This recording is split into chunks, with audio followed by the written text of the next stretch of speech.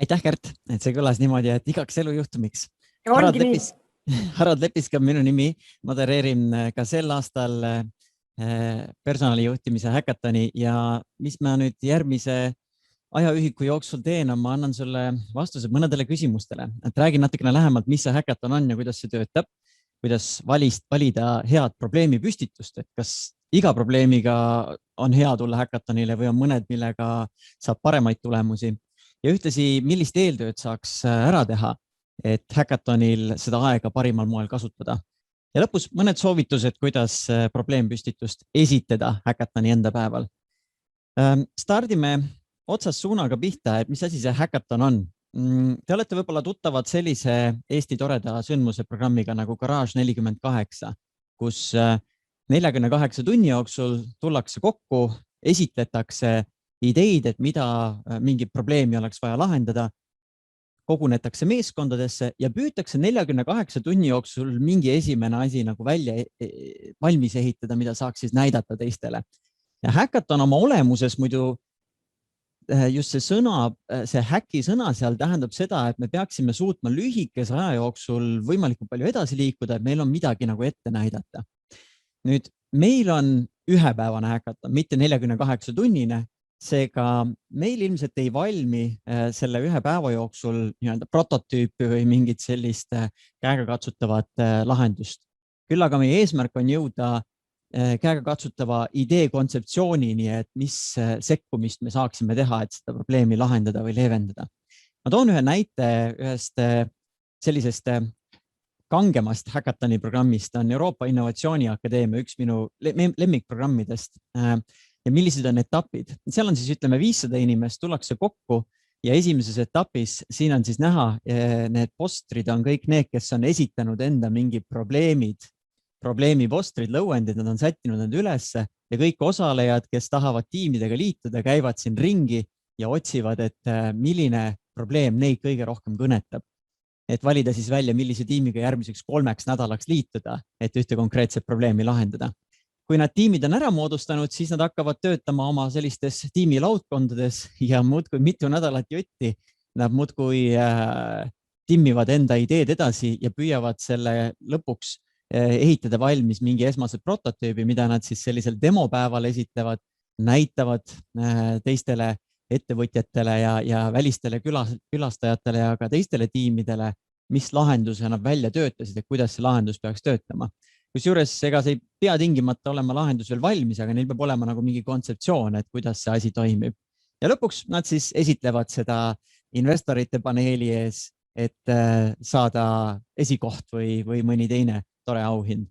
Et see on, kuidas häkaton toimub sellises füüsilises kohtumises. Kuidas me nüüd enda fookuse sätime, on see, et me võtame need põhilised etapid siiski käsile, aga me püüame nad kõik selles ühepäevases online ürituses kompaktsemaks lükata. Ehk me kõigepealt alustame probleemide esitamisest, kus siis ettevõtted saavad esitada, et meil on selline probleem, liituge meie probleemi lahendamise meeskonnaga.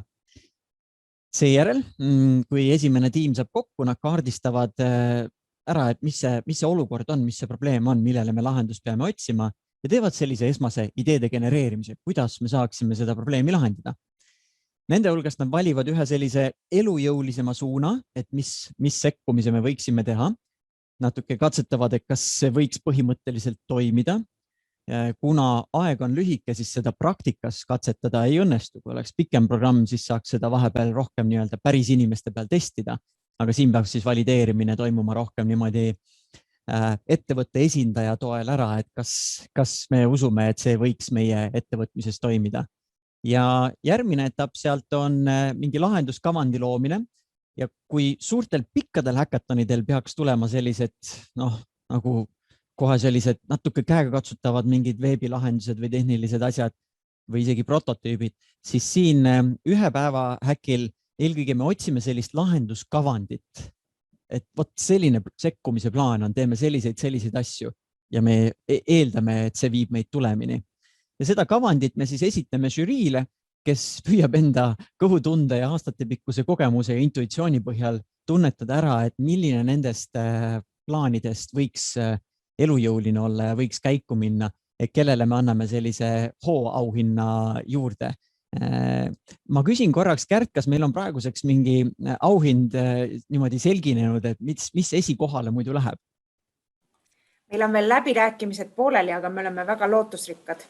Ma ei Selge. saa veel öelda. See on saladus, aga me otsime eelkõige sellist auhinda, mis võimaldaks sellel parimatel tiimidel selle päris elluviimisega jätkata, ehk neil oleks mingit laadi tuge, millega nad saavad hakata seda otsast päriselt realiseerima. Nüüd realiseerimise pool jääb siiski selle probleemi püstitaja ettevõtte asutuse enda vastutada. See on nende teekond, aga mis Hackathonil eelkõige toimub, on see, et sul liituvad inimesed, kes on huvitunud sellest ja nad pakuvad oma vaatenurkasid ja lähenemisi ja aitavad panna mingi sellise kontseptsiooni kokku, mis meie eeldus on see, et kui me toome probleemi lahendama väljaspoolt ettevõtet inimesed ja kaasa mõtlema, siis me saame lahendusideid, mida me enda ettevõtte sees võib-olla niivõrd ei märka.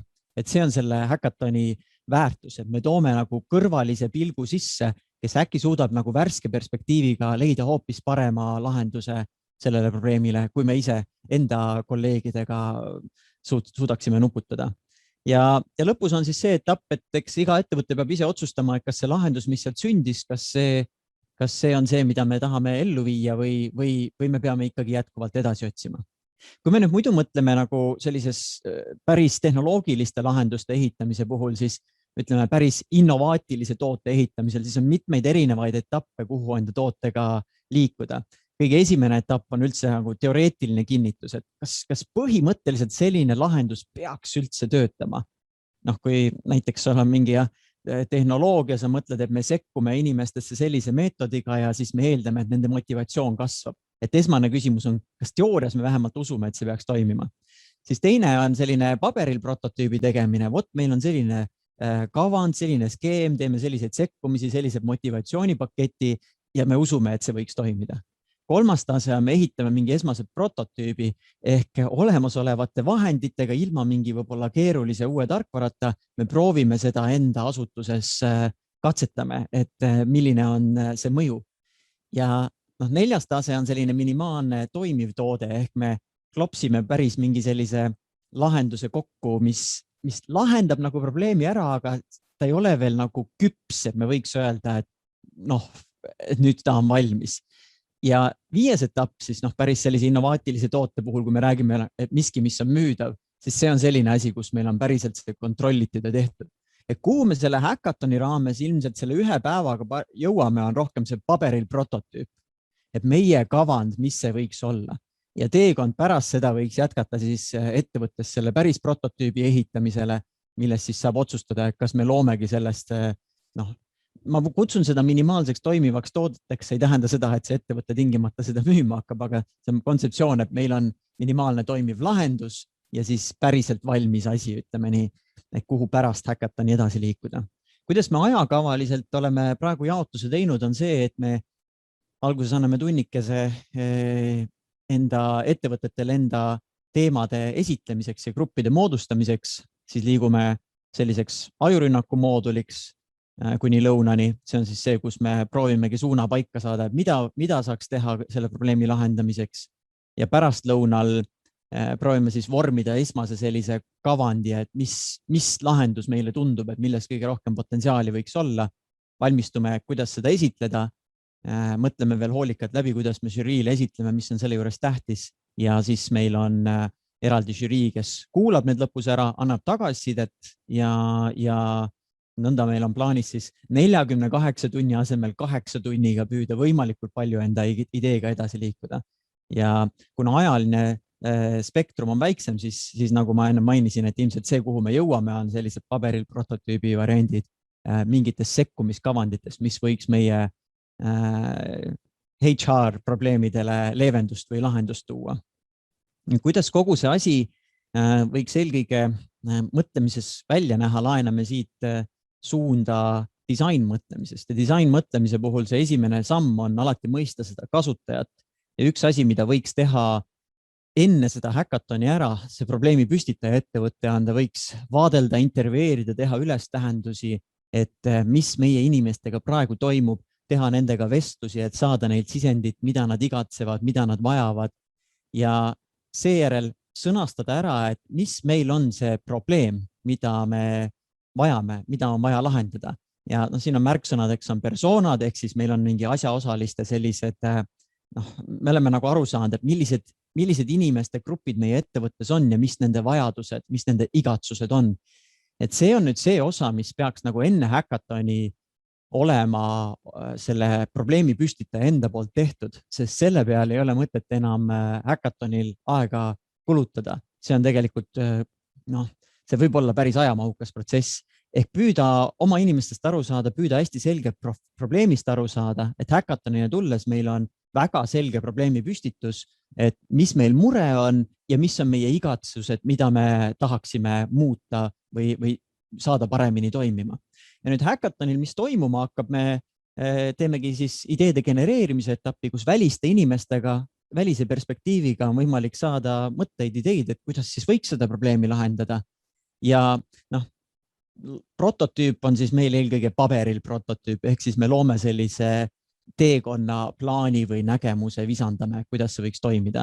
Ja ideaalis võiks seda praktikas testida, aga ühe päevase puhul me ilmselt seda päris nii läbi ei suuda mängida, et katsetada. Muidu läbitestimise puhul lihtsalt üks tore näide.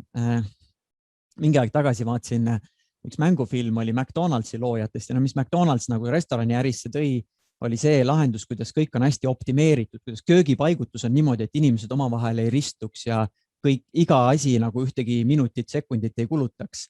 Ja mida näiteks nemad tegid enda sellise prototüübi ja praktikas testimise või prototüübi jaoks, nad võtsid ühe spordiväljaku ja joonistasid sinna maha köögi ja võtsid inimesed, kes siis pidid hakkama neid ülesandeid täitma ja nad vaatasid, et kus tekib ristumine, kus on paigutuse salv ja kui ei sobinud, nad joonistasid köögi ümber, tegid teise. Et see on üks vahva näide, kuidas nagu katsetada enda ideed ilma, et sul tegelikult mingeid kulutusi tuleks. Nad ei ehitanud üldse nagu kööki valmis, et seda teha, nad nagu proovisid seda läbi mängida. Ja Ideo ettevõttel, kes on selline disainibüroo USA oma, nendel on ka sellised lähenemised, et kui nad hakkavad näiteks kas siis haigla sellist receptioni saali disainima, siis nad mängivadki mingite esimeste selliste käepäraste vahenditega ta läbi, et umbes saada aru, mis suunas me liigume. Et see nüüd sõltub, et millised probleemid on, et kas neid saab niimoodi paberil või niimoodi mängud läbi simuleerida. See kindlasti lihtsustab, aitab. Üks asi, mida võiks ettevõte, kes nüüd tuleb häkatonile nagu enda jaoks läbi mõelda, ärimaailmas kutsume seda väärtuspakkumise lõuendiks, aga see sobib kenasti ka siin HR probleemide lahendamisel. Väärtuspakkumise lõuend seisneb selles, et sul on ühelt poolt on kasutaja ja teiselt poolt on see lahendus või toode või teenus. Ja põhimõtteliselt me võime nüüd enda ettevõtte puhul mõelda, siin on meie inimene ja siin on see, mida me tahaksime talle pakkuda, et ta oleks õnnelik ja produktiivne ja teeks enda tööd hästi.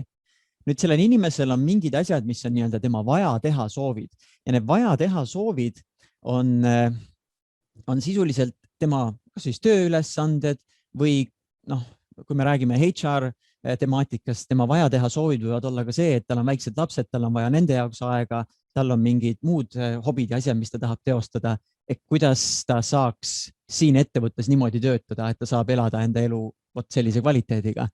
Et mida paremini me mõistame, mida tal on vaja teha, mis tema igatsused on ja mis tema mured ja hirmud on, seda paremini me saame tast aru. Igatsused on need, et mida ta tahaks, et tema töös oleks teistmoodi või kuidas asjad võiksid olla korraldatud, et ta oleks õnnelikum.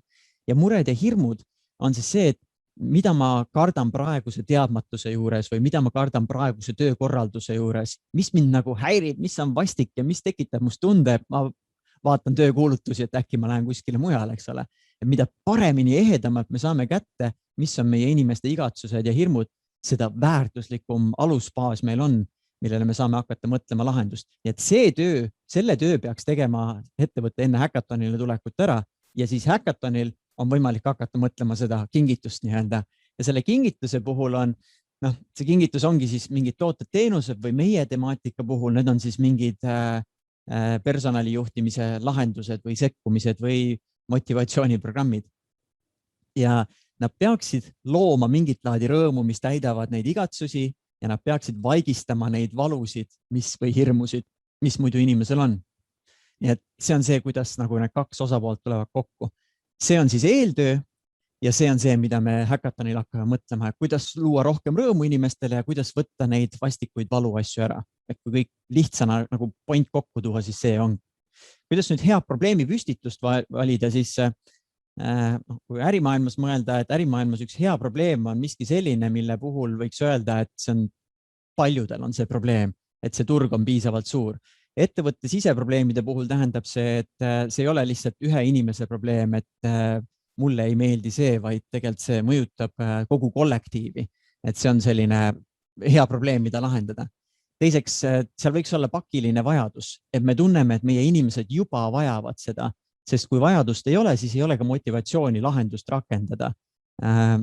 Pakilise vajaduse puhul on võib-olla testküsimus ka see, et kas see vajadus on ainult juhil või see vajadus on inimestel endal ka.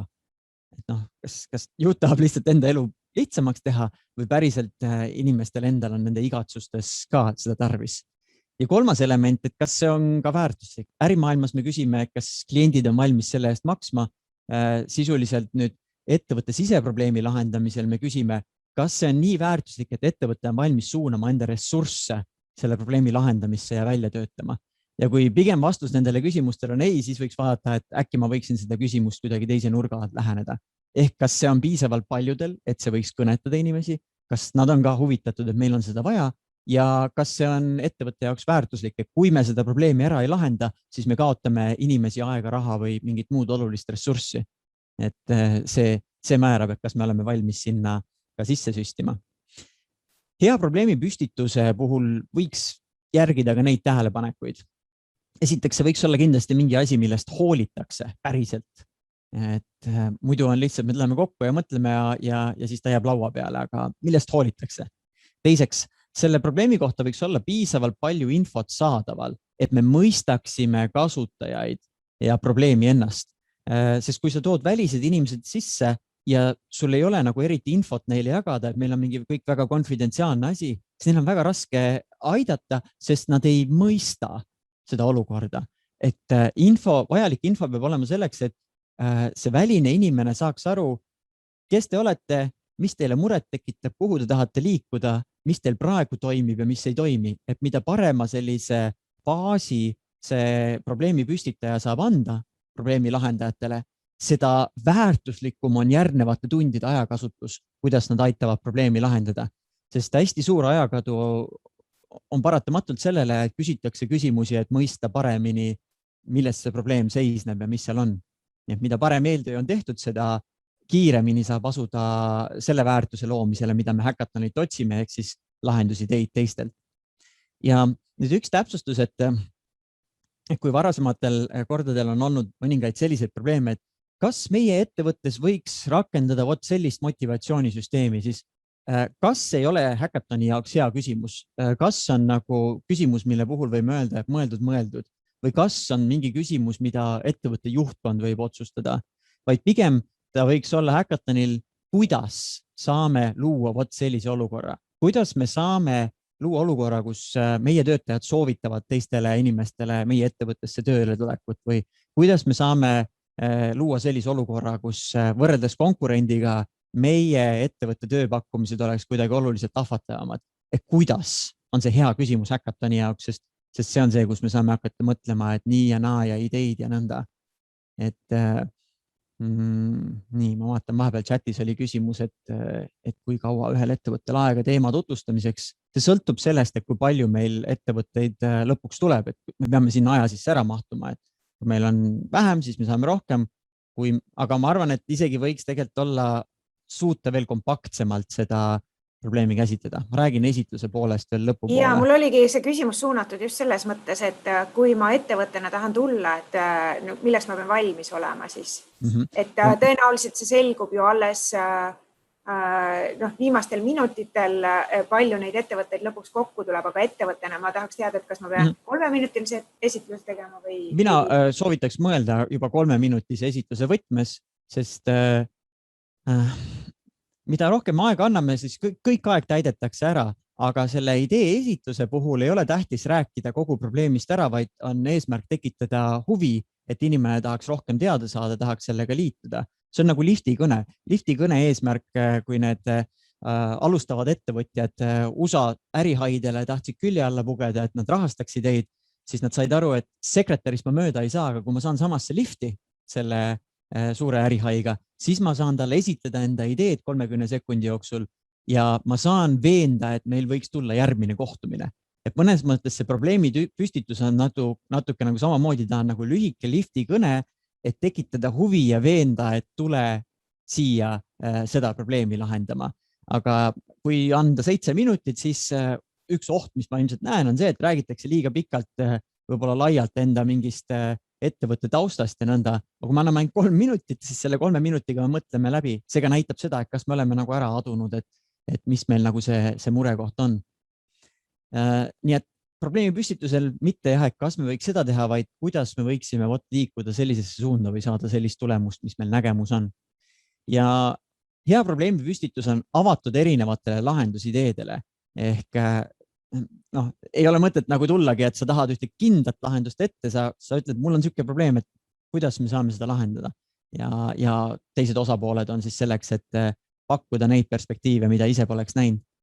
Ja kuna meil on palju ka tudengeid seal, siis ta võiks olla atraktiivne teemapüstitus tudengite jaoks, et see on nende jaoks huvitav, köitev, see tundub probleem, millele ma tahaksin pühendada 8 tundi enda sellest päevast, ja võib-olla ka hiljem edasi, et seal võiks olla selline nagu kuidas nüüd öelda, mis tudengi jaoks motiveeriv on muidugi keeruline öelda. Kärt, kas oskad meile öelda, mis taustaga meil tudengeid võib olla tulemas sinna?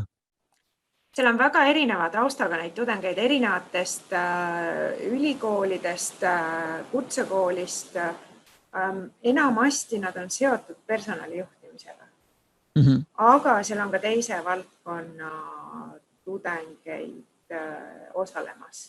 Ja muuseas mitte ainult tudeng, kuigi tudengid on enamuses, aga on ka oma valdkonna professionaale juba valdkonnas töötavaid inimesi. Ja tänaseks on meil kirjas juba 55 osalejat. Ja me teeme seda kõike siis online'is, samamoodi Zoomis, kus meil on olemas siis breakout ruumides on võimalik siis minna nagu enda selle tiimiga arutlema ja mentoritel on võimalik liituda selle virtuaalse ruumiga ja anda tagasisidet ja vestelda, suhelda. Et ta formaat oma olemuses on sarnane, nagu meil oleks füüsilisel üritusel, aga lihtsalt grupitööde ruumide asemel on meil breakout ruumid ja suure saali asemel on meil Zoomi enda ruum ja me jooksutame seda kõike Zoomi pealt ja hoiame selle hästi lihtsana, et ei peaks mingeid muid tarkvara asju võtma või mingeid keerulisi kasutajaid või muid asju looma, et meil oleks ta hästi lihtsa vooga. Ja vaatasin veel korra otsa sellele nimekirjale.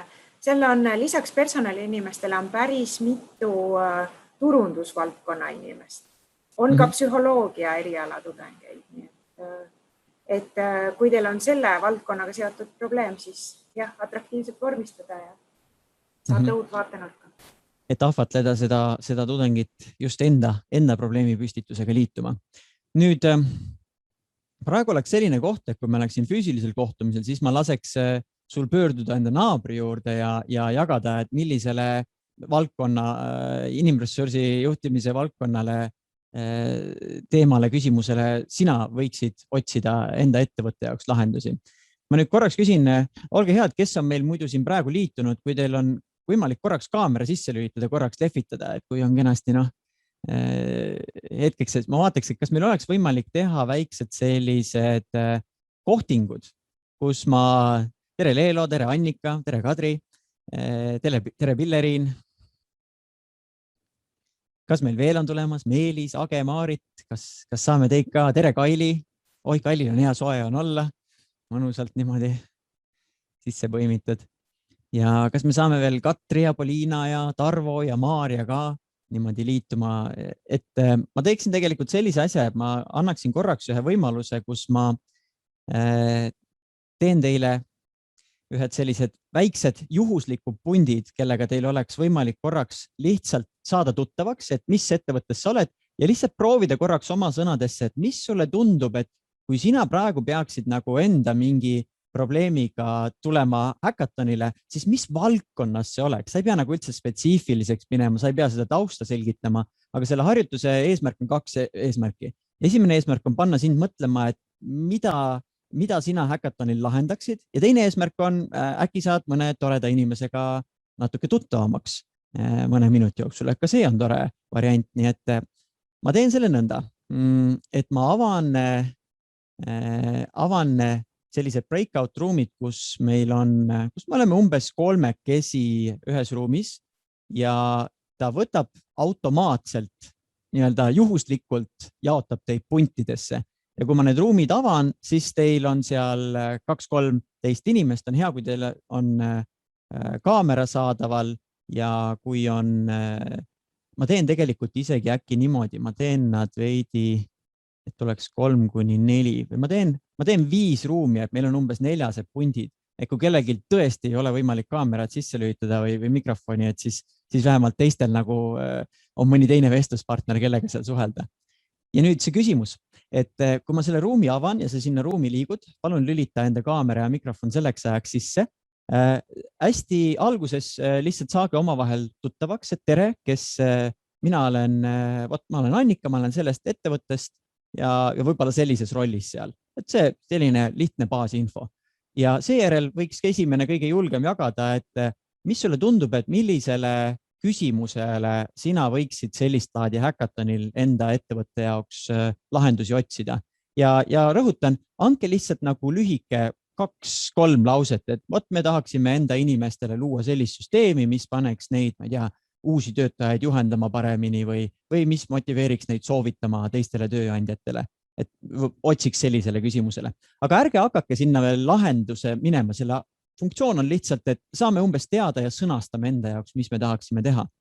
Ja ma teen selle jaoks ajaliselt umbes esmase plaani järgi 5 minutit ajavaru, et natukene omavahel vestelda.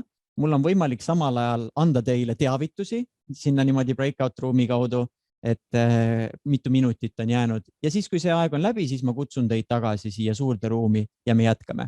Aga saame omavahel natuke väikses pundis tuttavaks, kes kust on ja oma sõnadega, et kui ma nüüd peaksin mingi probleemi esitama häkatonile, mis suuna ma valiksin enda ettevõtte puhul. Kas vaim valmis? Rahvusvaheline kehakeel, see on jaa, see on ei. Kuidas sa on, kas sa oled valmis? Nii, vead liiguvad, jah.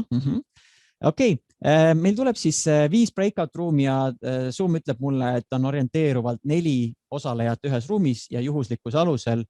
Ja ma nüüd panen siia ka selle parameetri, et pärast, kui ma teid tagasi kutsun, ma avasin kõik ruumid ja nüüd teil peaks olema võimalik sealt kuskilt alt saada leida kenasti võimalus ruumiga liitumiseks ja liikuge enda ruumi, saage tuttavaks ja jagage, millisele probleemile otsiksite lahendusi teid.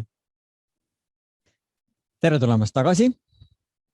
Kui teil tekkis vahepeal selle vestluse käigus mingid küsimusi, saab selle kohe siia chatti kirjutada, et sa hakkasid jagama mingit mõtet ja sul tekkis, aga kas see nende jaoks sobib või nii. Et kui praegu nagu mingi küsimus on, ole hea, kirjuta siia chatti, saame korraks vaadata, kuidas meil praegune hetke olukord on. Loodan, et oli selline tore võimalus natukene kiirkohtingut teha ja ennast hommikul üles äratada, kes täna veel rääkinud ei olnud.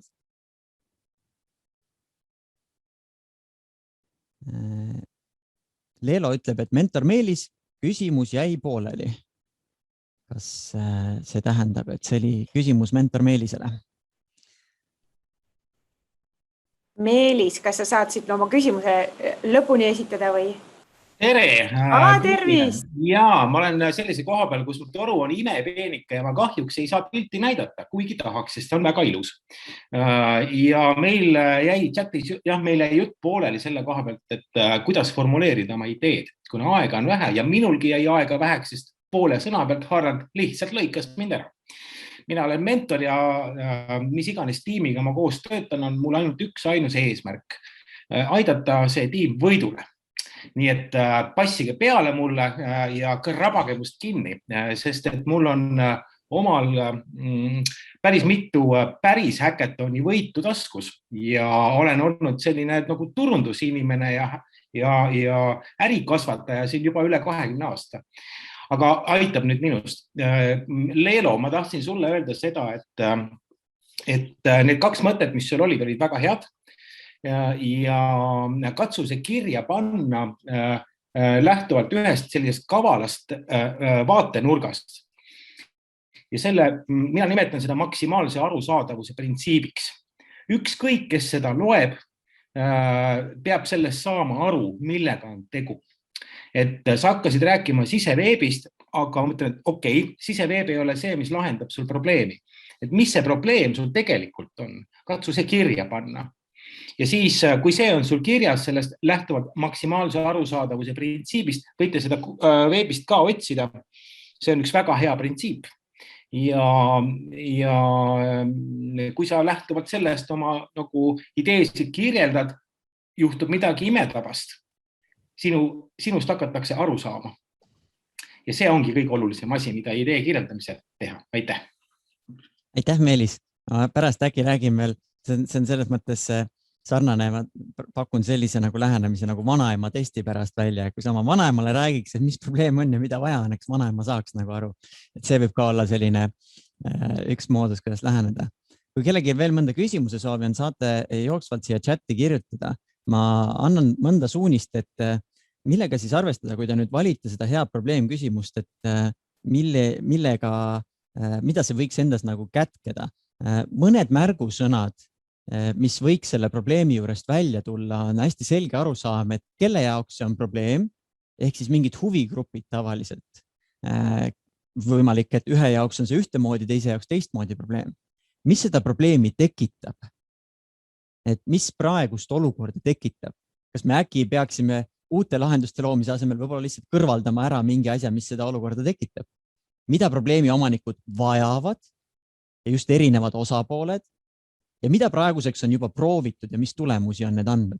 Et need on lihtsalt paar sellist viidet või tähelepanekut, millele suuta vastus anda, kui sa enda probleemist räägid, et kelle probleem see on, mis seda tekitab, mida omanikud vajavad ja mida on praeguseks proovitud ning mis meie jaoks on toiminud ja mis mitte.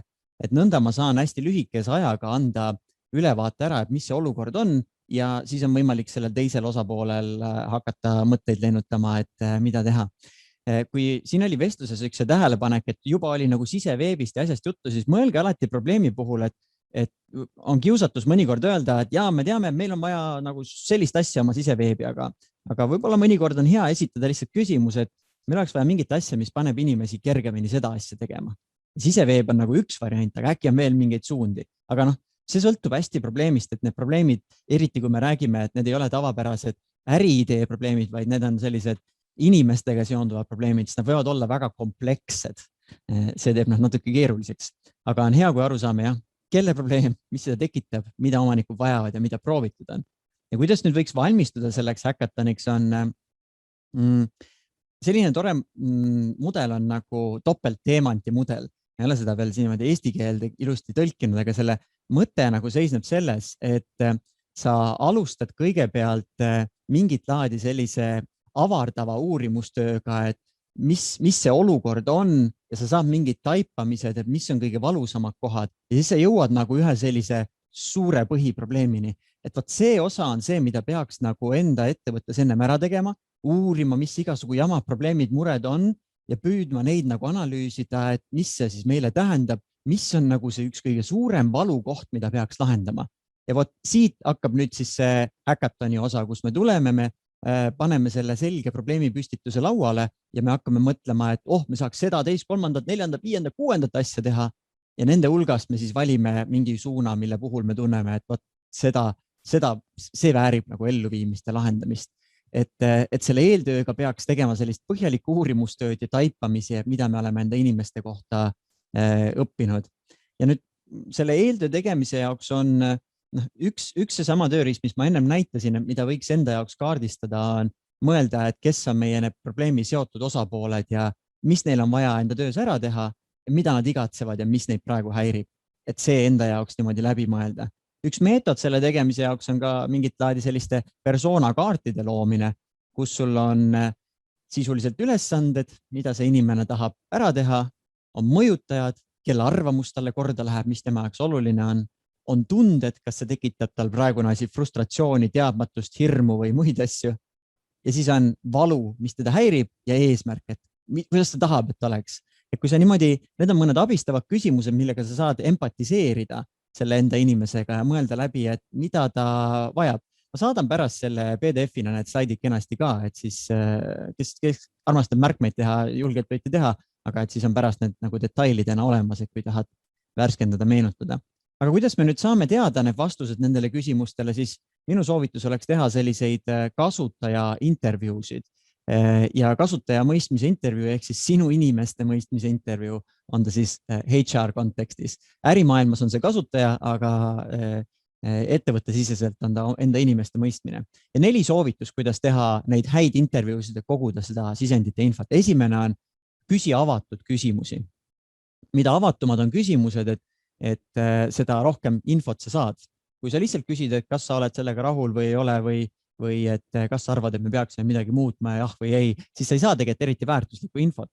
Aga kui sa küsid näiteks tema käest, et mis teda praeguse asja juures kõige rohkem häirib või millisena ta ise kujutaks seda ette või mis on tema jaoks kõige tähtsam selle asja juures või mida ta igatseb. Et see avatud küsimus annab sulle kvalitatiivseid vastuseid ja nende kvalitatiivsete vastuste tagant sa tegelikult saad väga rikkalikku infot selle kohta, et mis selle inimese peas toimub, et kui niimoodi mõelda, et rikkalikku infot selle kohta, et kes ta on ja mida ta vajab, mida ta igatseb. Et esimene asi, hästi avatud küsimusi vestlustes, intervjuudes. Seda on nüüd muidugi, kui sul on väga suur ettevõte, siis need avatud küsimustega polle on nagu keerulisem teha. Aga kui sul on mõned võtmeinimesed, keda sa saad üks-ühele vesteldes intervjueerida, siis see võib anda sulle kvalitatiivselt väga huvitavat infot. Ta ei ole statistiliselt esinduslik, aga kvalitatiivselt see võimaldab sulle äkki aru saada, et mis jamad mingites osakondades on või mis toimub. Teine asi, mõista, miks ta nõnda valib ja käitub. Et tal on praegu mingi lähenemine, mida ta teeb, aga miks ta seda teeb, et lase tal nagu oma sõnadega selgitada, miks talle meeldib seda asja niimoodi teha või miks ta on praegu enda osakonnas need asjad niimoodi korraldanud. Ja selles mõistmise koha peal ära püüa nagu hakata teda harima või õpetama, kuule, hoopis teistmoodi on parem, vaid ole just hästi nagu lihtsalt, ma ei tea, nagu lõuend, nagu salvestaja, nagu selline ruumis viibiv justkui kaamera, kes lihtsalt kuulab ära, et miks ta seda nõnda on otsustanud teha ja miks ta just selle lähenemise on valinud. Püüa teda mõista. Ja uuri inimeste päris käitumist, et kuidas ta praegu antud probleemi lahendab. Üks tore näide, lihtsalt nagu selline värvikas näide on see, et kui sa küsiksid inimestelt näiteks, et millist, oletame, et sa mõtled uut nagu mingit toiduteenust välja ja küsid inimest, et millist toitu tahaksid, inimesed räägiks vegan, öko, mahe, Eesti toorainest, kõik sellised märksõnad lendavad. Ja siis sa lähed vaated, mida ta tegelikult poes teeb. Snickers -50, eks ole, Rakvere viiner, okei, võtame selle ka, eks ole. Ja see on täielik nagu vastand sellele, mis ta just äsja ütles, et ökomahe ja vegan, eks ole. Et uuri inimeste päris käitumist, siis sa tead, et mis päriselt on toimumas. Selle jaoks kõige parem meetod on eelkõige vaatlus ja võimalikult ausad ehedad nagu info kogumised, et kuidas nad asju teevad ja miks nad on otsustanud nõnda teha. Ja loomulikult enamus ajast kuula lihtsalt, sest sinu eesmärk on koguda infi lihtsalt. Et sa ei pea neid muutma, mõjutama, et 20% ajast on võib-olla ainult täpsustavate küsimuste esitamiseks ja 80% on eelkõige kuulamiseks, mõistmiseks. Need on muidu sellised soovitused, millega kui keegi läheb toodet arendama ja mingite kasutajate jaoks toodet looma, siis põhimõtted, millest lähtuda, et uurida. Ja sa ei peagi üldse nagu püüdma neile pitchida seda enda ideed, et kas meil oleks vaja sellist süsteemi või paketti, vaid sa tahad eelkõige lihtsalt teada saada, et mis neid häirib praegu, mida nad igatsevad ja miks nad teevad neid asju nii, nagu nad praegu on valinud teha. Et kui sa oled selle info kätte saanud ja kui sa oled nüüd suutnud selle kuidagi sellisesse vormi panna, et sa läbid selle vanaema testi, kui sa näitad seda teisele inimesele, ta saab aru, mis see olukord on, siis sul on palju paremad eeldused, et ta saaks hakata pakkuma, kuidas seda probleemi lahendada. Mõned soovitused siis, kuidas seda ettevalmistust häkatoniks teha. Esiteks hästi selge probleemi sõnastus, et mida me tahame saavutada või kuhu me tahame, millist muutust me tahame liigutada. Ja saavutada ei tähenda seda, et me tahame mingit kindlat asja juurutada, vaid saavutada on see lõpptulemus. Me tahame, et muutuks inimestel see või me tahame, et meil ei tea, äraminemisi oleks vähem või mingi selline selge nagu lõpptulemus, mitte vahend. Et probleemi püstitus ei tohiks olla, kuidas me saame juurutada sellist süsteemi, see on natuke võib-olla varajane. Kas meil üldse tegelikult see süsteem on see, mida on vaja? Teiseks, kaardistada need seotud huvigruppide vajadused ja ootused nende enda sõnastuses. Ja nüüd, kui sa hakkad seda lahti arutama enda HR probleemi enda asutuses, siis need erinevad huvigrupid on, mida keerulisem on organisatsioon, seda rohkem on erinevaid huvigruppe ka. Aga mida paremini sa oskab piiritleda, et millised on nende erinevate huvigruppide vajadused, seda suurema pusle sa nagu kokku paned. Mõtlegi sellele korraks nagu suurele puslele, kus on palju tükke. Ja kui sa osasid sihtgruppe ei ole nagu neilt infi kogunud või nende infi edasi ei anna, siis see on sama nagu sul on puslepilt, kus mõned tükid on puudu. Aga et kes on need olulised huvigrupid ja mida nad vajavad. Ja nüüd nende vajaduste kaardistamiseks,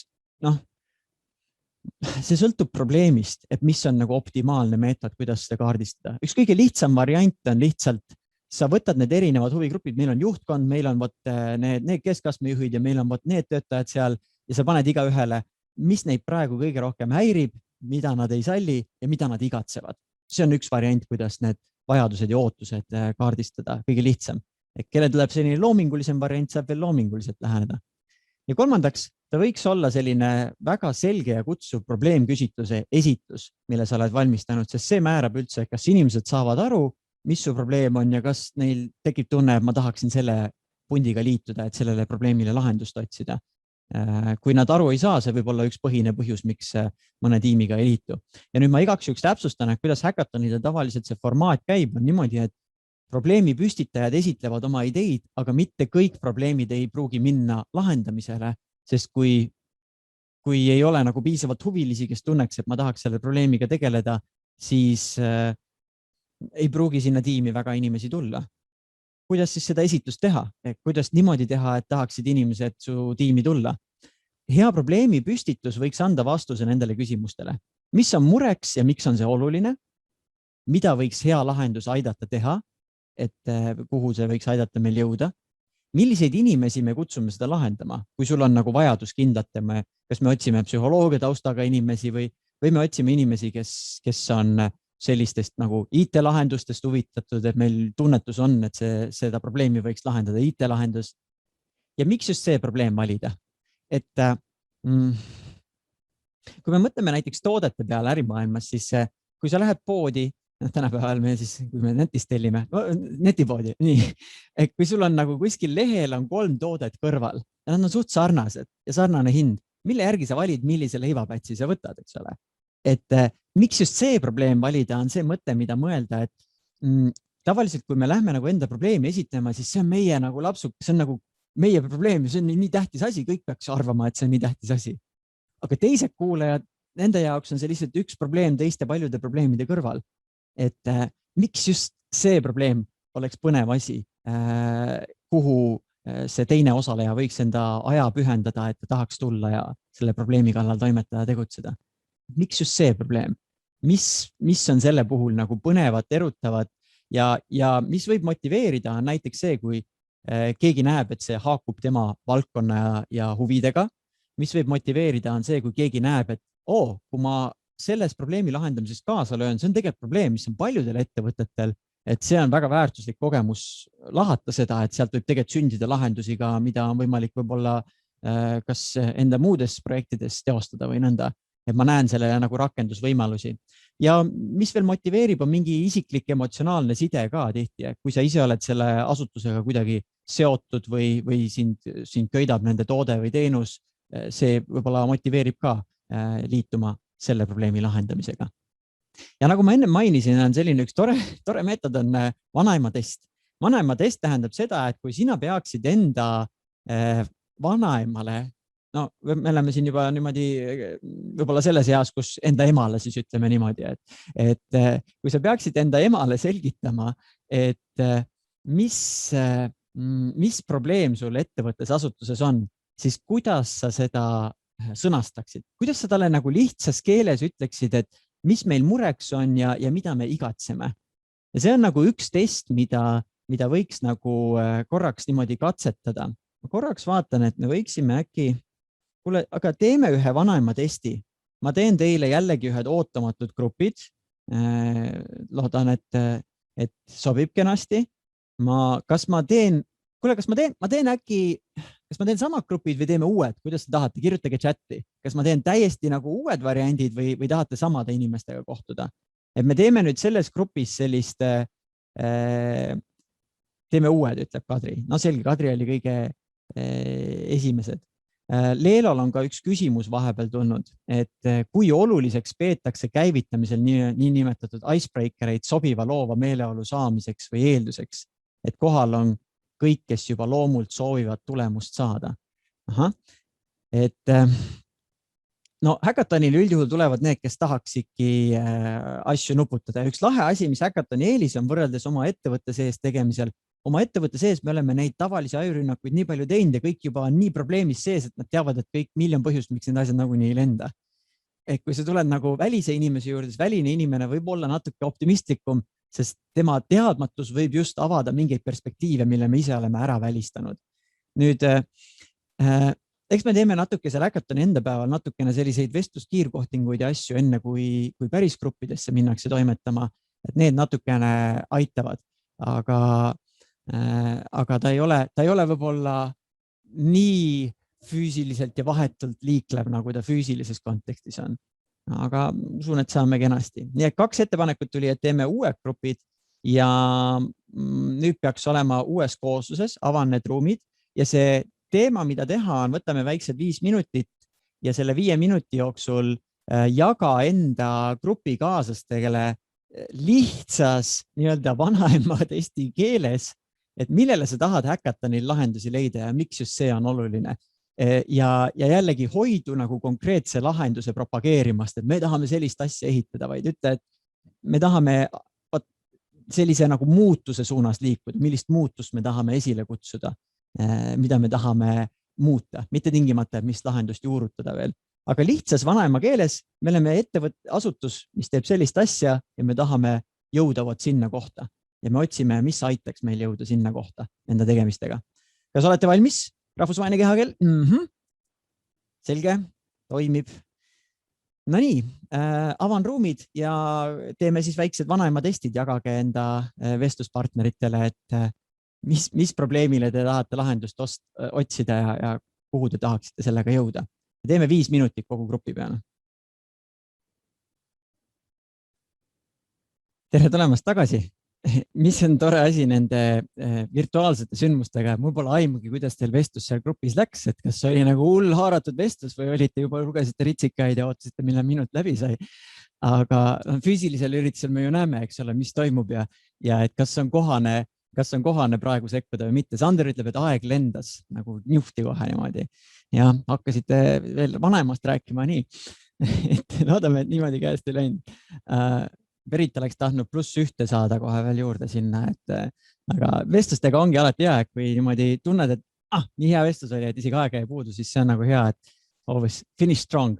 Aga vanema test on ka üks asi, mida te võite teha päriselt enda kodustele inimestele ja te võite ka mõelda, mul oli ühel seminaril oli üks, kes oligi vanaema päriselt oli ja siis tema ütles, et tema teeb hoopis latsekese testi ja tema siis selgitas, et kuidas ta oma asja seletaks nagu väiksemale lapsele, et võite ka nii teha, et lihtsalt, kui te tahate osata midagi paremini selgitada, siis proovige seda selgitada kellelegi, kes ei ole teie organisatsiooni sees, kes ei saa teie erialast terminitest ja valdkonnast aru ja kas või enda väiksele lapsele kodus selgitada, et mida me tahame enda ettevõttes teha.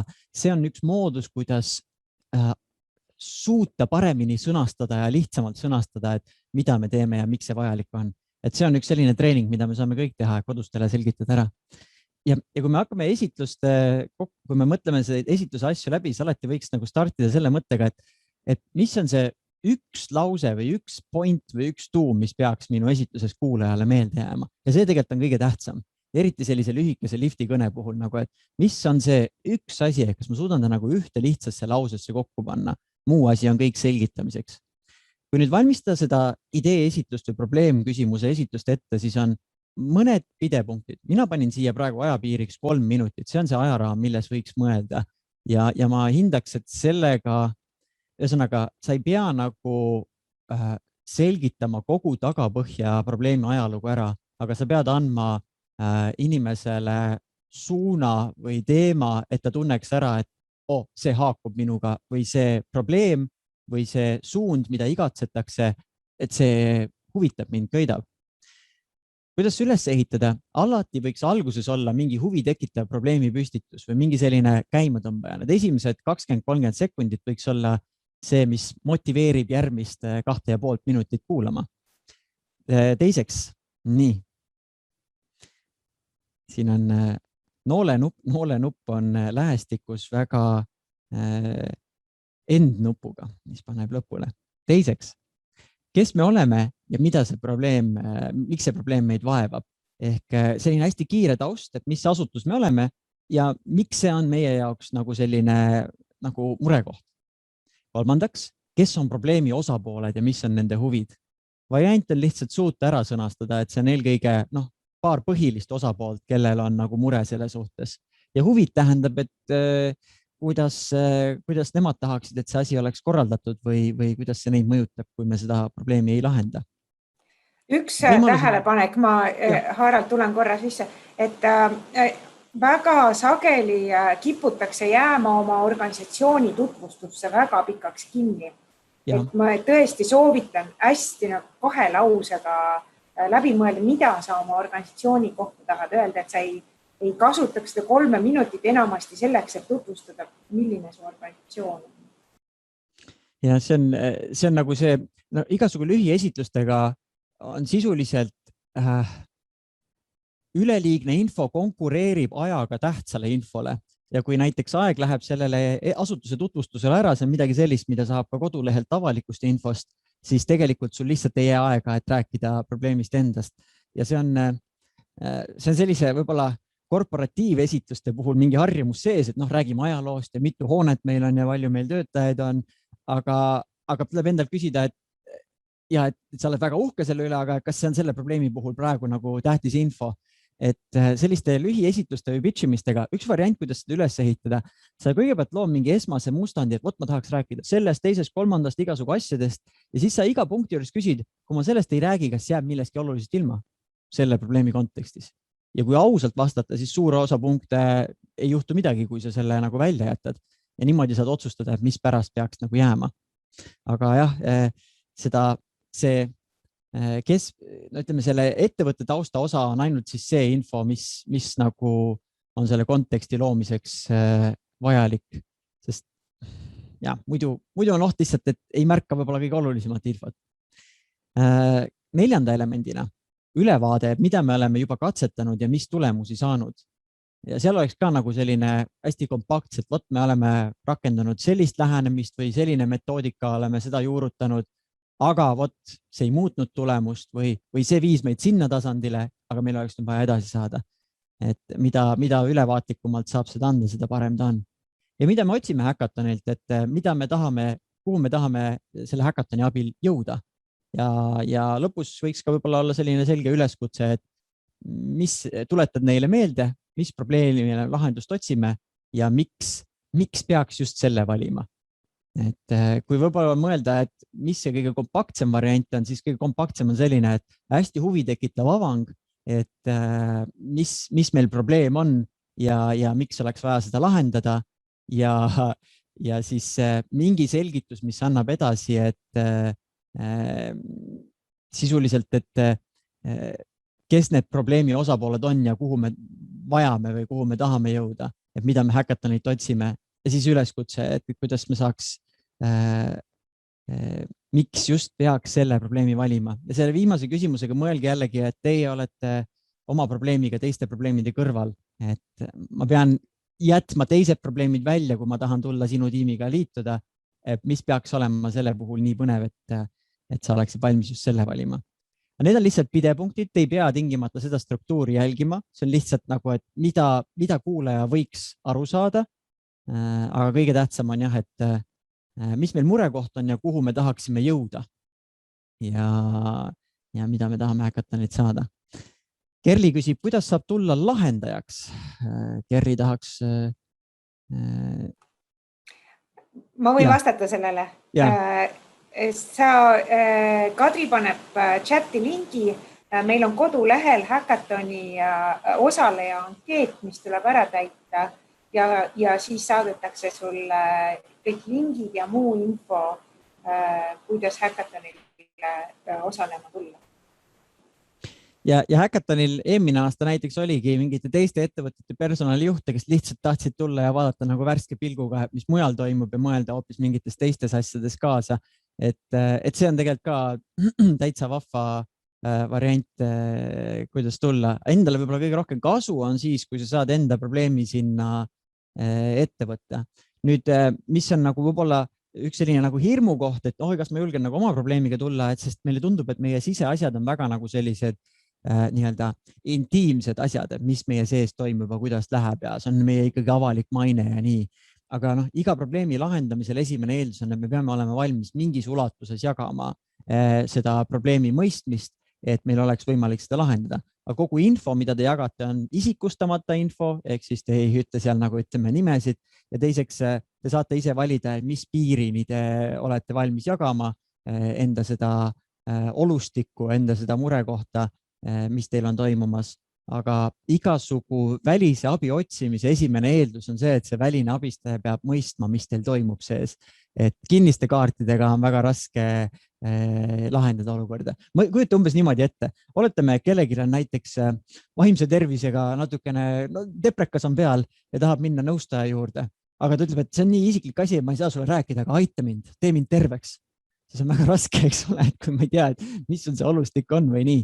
Et see on mõnes mõttes samamoodi, et me Hackatonil peame olema valmis nagu jagama, et mis mind vaevab ja mis ma tunnen, et mida mu inimesed igatsevad. Et see avatuse element aitab kaasa sellele, et me räägiksime olustikust nii, nagu ta päriselt on. Ja ma pakun, et äkki selles kohas on hea minna nagu selliste küsimuste juurde, kas nüüd probleemi püstitajatel või osalejatel on veel mingeid nagu asju, mida nad täpsustada tahaksid selle formaadi juures. Et jätamegi need viimased minutid, mis meil on, selle jaoks, et teha väikene selline küsimused-vastused voor. Kadri ongi küsinud, kas esitlus peab olema inglise või eesti keeles, kas meil on rahvusvahelisi tudengeid. Meie Pare Kadri on ka vastanud, et meil on täna registreerinud küll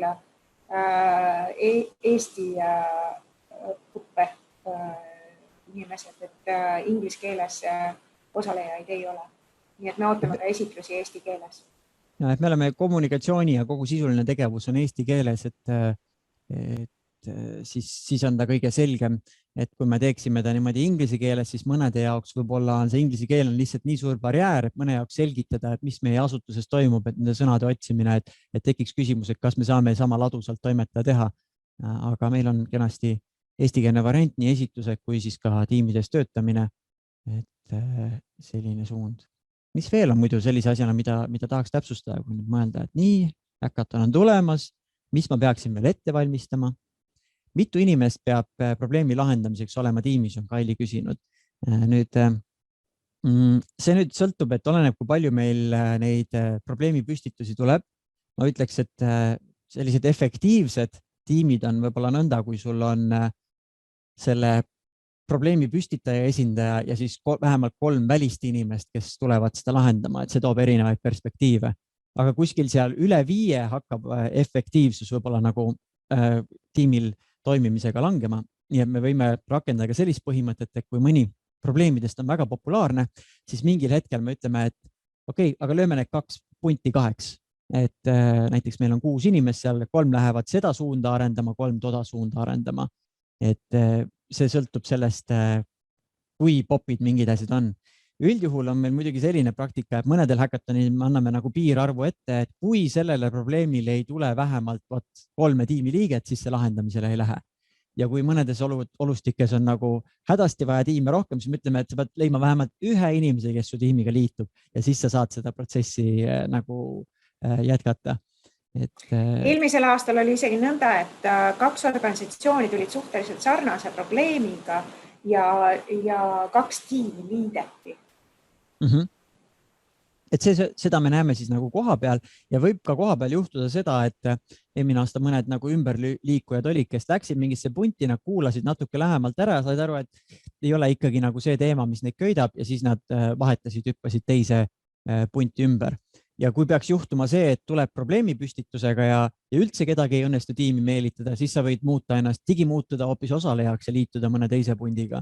Kui tundub, et see nagu sulle neid abilisi eriti ei kõnetanud kedagi, et ei tekkinud neid, kes tahaks aidata lahendada.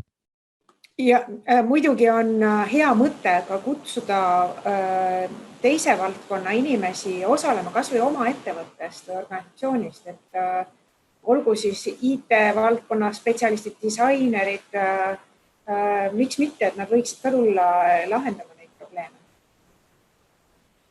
Ja siin on Kadrilt tulnud küsimus, kas võiks ka mitu inimest samast ettevõttest Hackathoni osaleda ühes grupis, et oma probleemile lahendus leida, mitu inimest oleks soovitatav.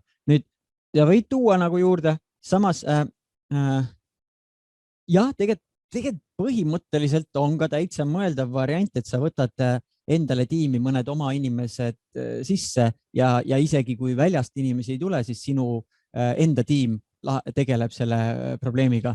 Üks oht on võib-olla, kui meil on selline, kus paar on välist inimest ja mitmed on siseinimesed, siis siseinimesed on võib-olla väga asja sees ja võib-olla mõjutavad seda protsessi nii, et kas välised saavad panustada, aga kui sa valid neid inimesi, keda enda asutusest tuua, siis mõtle, et kes on sellise avatud meele ja mõtlemisega ja häälesta neid, et nad tuleks nagu selle mõttega, et nad oleks nagu avatud võimalustele ja vaataksime, mis perspektiivid veel on. Aga tegelikult see on üks variant, et kui sa tahad lihtsalt, et me saaksimegi oma inimestega, aga me oleme avatud ka teistele, läbida seda protsessi, siis põhimõtteliselt on võimalik tulla ka oma lihtsalt näiteks 3 mingi võtmetiimiga ja läbida see sama protsess nõnda nagu ta käiks ja võite, põhimõtteliselt ma isegi ütleks, et on võimalik ka öelda niimoodi, et me tahamegi seda lahendada ainult enda siseasjana, et me osaleme protsessis oma inimestega, me ei vajagi nagu väliseid inimesi sisse. Ma isegi ütleks, et võib ka põhimõtteliselt nii mõelda, kui sa tunned, et sul on väga selline, tahadki ainult enda tiimiga seda probleemi keskenduda. Et isegi võiks seda täitsa kaaluda. Kärt, kuidas sa kommenteerid seda mõtet? Et kui tullagi nagu... Jaa, miks mitte? Ma arvan, et see on tegelikult hea võimalus ka selles mõttes, et meie poolt on ju otsitud välja väga ägedad mentorid, kas või seesama Meelis, kes meil siin kaasas on täna, et kes väljast poolt aitavad kaasa mõelda ja aitavad seda tiimi rajal hoida. Nii et miks mitte seda ära kasutada?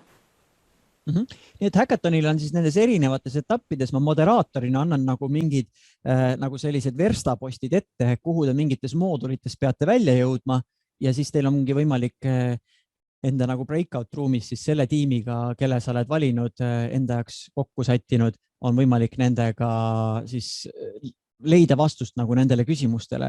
Et ma tegelikult isegi täitsa nagu, mulle kuidagi hakkas see mõte praegu isegi meeldima, nagu jah, et ma ei tea, palju meil eelmine aasta neid oli, kes nagu päris oma inimestena tiimina tulid, aga see on praeguses kontekstis üks hea variant, kuidas teha enda tiimiga üks selline koostöötamise päev ja selle eeliseks on ka see, et kui on nagu sellised verstapostid või tähtajad ja päeva lõpuks me peame kuskile välja jõudma, siis on võimalik, et see on produktiivsem, kui oleks teie muidu enda selline omavaheline lihtsalt päevake kohtumist, mõtlemist, et on väike selline võistlusmoment on sees ja saab ka teada, mis nurkadalt teised on lähenenud. Minu meelest oleks huvitav ikkagi ka kaasata neid tudengeid, kes toovad nagu täiesti sellise teistsuguse vaateasjale.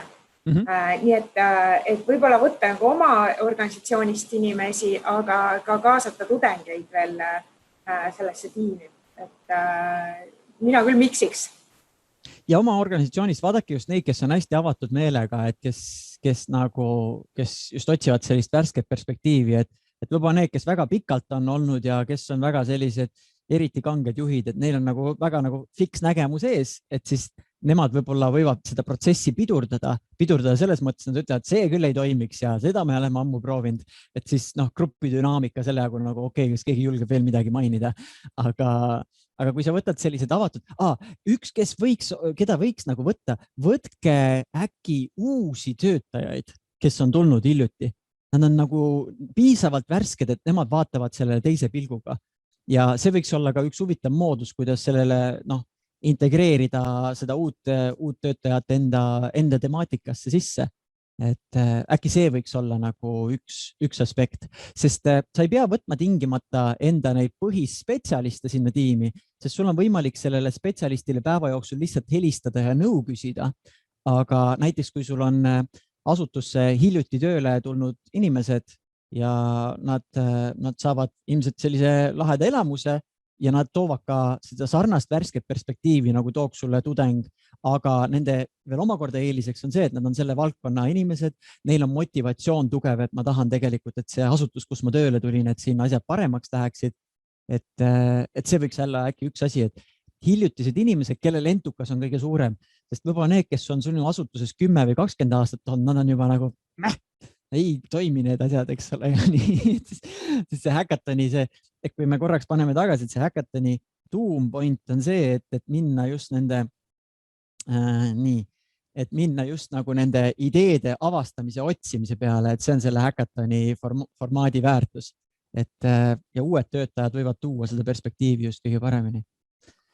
Minu meelest on see väga hea mõte, aga sellisel juhul endiselt oleks tarvis, et osalejad registreeriksid ennast meie kodulehel ja täidaksid ära osaleja ankeedi. Ka siis, kui te tulete oma tiimiga, sinna võiks lisada märke, et te soovite selles kindlas tiimis olla.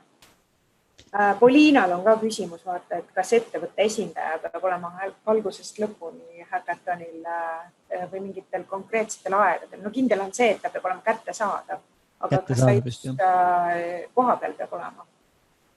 Kättesaadavus on see üks põhine komponent.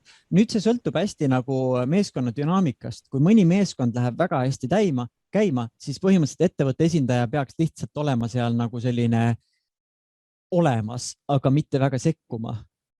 Kui mingi tiim vajab rohkem niimoodi suunamist ja mudimist, siis on aktiivsem see roll. Aga see jällegi sõltub, et mis koosseis tuleb, mis probleemi lahendatakse. Aga võiks arvestada, et on saadaval kogu päeva vältel, et talt on võimalik kas või vähemalt chatis esitada mingeid täpsustavaid küsimusi ja nii.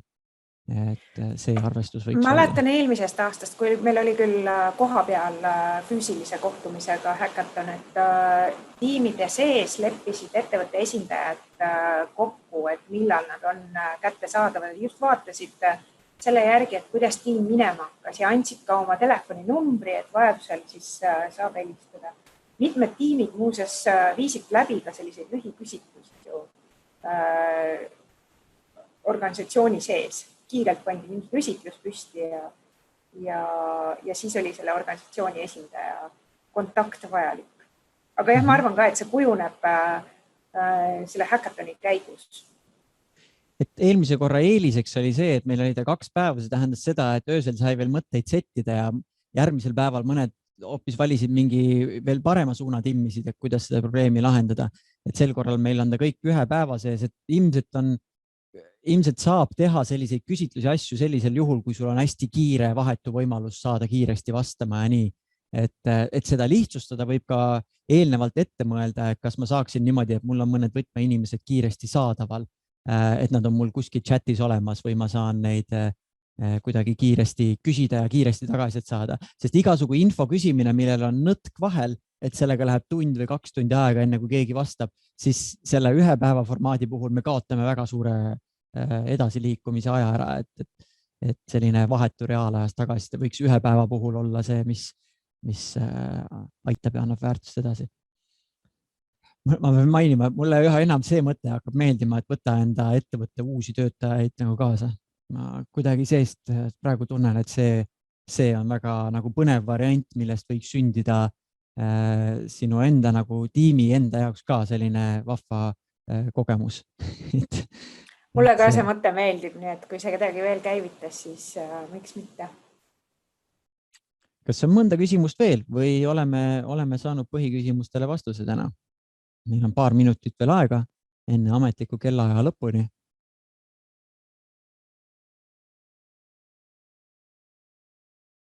Tundub, et on selge pilt ja siht on siis see, et et selge, Kadril on ka selge pilt, aga peab exit'i tegema. Võib-olla ma jätan sellise mõtte lihtsalt, et äkki seda veel vaadata, et kui kes meil täna siin ei olnud, et nendele veel kommunikeerida seda mõtet, et saab ka oma tiimiliikmeid tuua, sest mis on Zoomis virtuaalselt tehes tore eelis on see, et me saame seda ruumi pitsitada üsna suureks. Et füüsilise ruumiga oleks see, et et nüüd järsku nii palju rahvast läheb, et kuhu me selle mahutame või kuidas me kõike korraldame, aga Zoomi puhul on iseenesest hea variant, nii et mõelgem seda varianti. Absoluutselt, see on väga hea mõte. Näete, juba isegi Hackathoni info hommiku käigus tekivad uued ideed, mis veel Hackathonil saab. Ja, hoidkalt. Kärt, kas sul on mõnda soovi, mis tahab veel südamele panna meie tänastele osalejatele? Lõpusõnasid, midagi ilusat öelda? Ma arvan, et kui kellelgi jäi veel mõni asi kripeldama või tahab veel küsida või mõelda, siis Kadri kontaktid on meie kodulehel, võib ka mulle kirjutada, helistada, miks mitte ja 26.